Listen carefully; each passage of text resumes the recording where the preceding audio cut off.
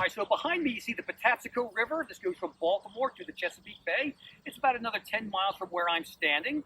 So on September 10th and 11th, a fleet of 55 ships of His Majesty's Royal Navy entered the Patapsco River heading for Baltimore. The commander is Vice Admiral Sir Alexander Cochrane. He's in charge of the entire fleet and the entire operation against Baltimore. He's aboard a flagship, the 80-gun HMS Tonnant, actually a captured French warship. So on September 10th, September 11th and 12th, they disembarked about 2,000 British troops from many of those army transports that are with them, and they land on the peninsula, about on the eastern shore of the Patapsco River, and start marching up towards Baltimore. The Battle of North Point occurs on the 12th, and they head up and besiege Baltimore. Now, while this is happening, the British Navy is preparing to come to Fort McHenry to try to get past the fort and go into Baltimore.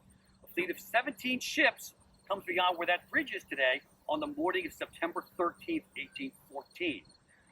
Sir Alexander Cochrane has transferred his flag, or his command, from the Tonnant to a smaller 38-gun frigate called the Surprise. He's going to be 3 miles from where I'm standing. That bridge is 4 miles away, give you an idea how far that is. So they come in on the 13th. A small 5-gun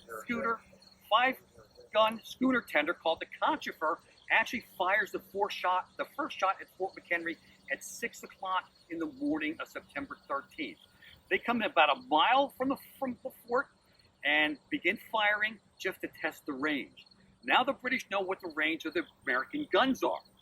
So the Conchover goes back out, and the 5 bomb ships, the Etna, the Meteor, the Terror, the Devastation, and the Volcano, anchor 2 miles away from the fort, along with the rocket ship, the Erebus. And they begin a 25-hour bombardment, firing 15 to 1,800 bombs and rockets at the fort within the next 25 hours. Now, the bomb ships are specialized bomb ships. They have a 10-inch and a 13-inch mortar.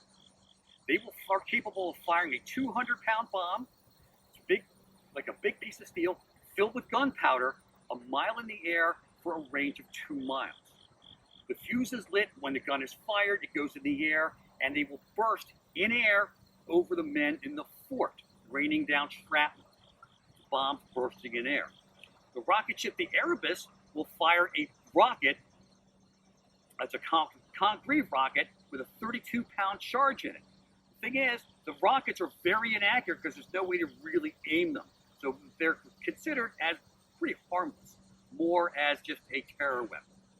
Now, the bomb ships come in closer to about a mile and a half in the afternoon of the 13th.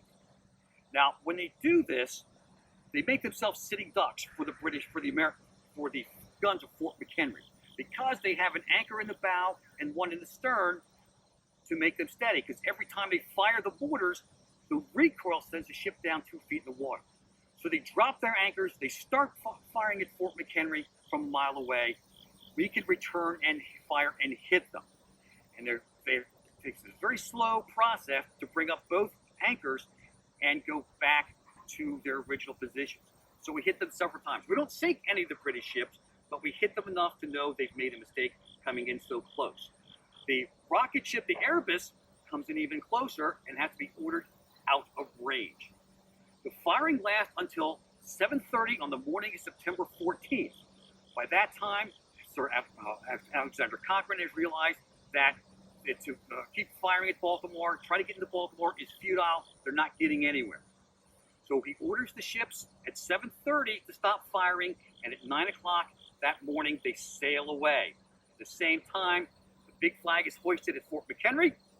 That's the one Francis Scott Key sees the flag and is inspired to write what we call the Star Spangled Banner. So the British fleet is in the Patapsco for another 2 days, down collecting the men from the Battle of North Point, collecting the wounded, and making repairs. So on the 16th, they let Francis Scott Key and the men on that ship leave, and they sailed back down to Chesapeake, down to other endeavors. And they keep a small force in the Chesapeake, but they never return into the Patapsco River.